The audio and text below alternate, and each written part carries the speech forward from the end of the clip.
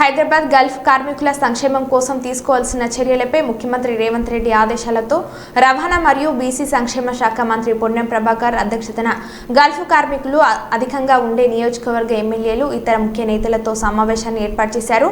ఈ సమావేశంలో ప్రభుత్వ విప్ వేములవాడ ఎమ్మెల్యే ఆది Srinivas, TPCC NRI cell Vinod ఆధ్వర్యంలో రూపొందించిన గల్ఫ్ బాధితులకు సంబంధించిన 5 అంశాలపై సమావేశంలో చర్చించారు। అందులో భాగంగా గల్ఫ్ కార్మికుల సంక్షేమంపై అధ్యయనం చేయడానికి ప్రభుత్వం ఒక సలహా కమిటీని ఏర్పాటు చేయాలని, అందులో గల్ఫ్ ప్రభావిత ప్రాంత ఎమ్మెల్యేలు, ఎమ్మెల్సీలు నాయకులు ఈ కమిటీలో సభ్యులుగా నియమించి ఇందుకోసం జీవో విడుదల చేయాలని సూచించారు। హైదరాబాద్ ప్రజాభవన్లో ప్రతి మంగళవారం, శుక్రవారం ప్రజావాణిలో గల్ఫ్ కార్మికుల కోసం ప్రవాసీ ప్రజావాణి నిర్వహిస్తే బాగుంటుందని సూచించారు।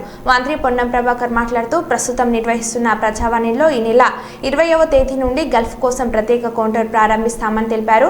గురుకుల పాఠశాలలో, కళాశాలలో గల్ఫ్ కార్మికుల పిల్లలకు గురుకులలో పాఠశాలలో చదవాలని అనుకునే వారికి 100% అడ్మిషన్ ఇచ్చేలా చర్యలు తీసుకుంటామని హామీ ఇచ్చారు।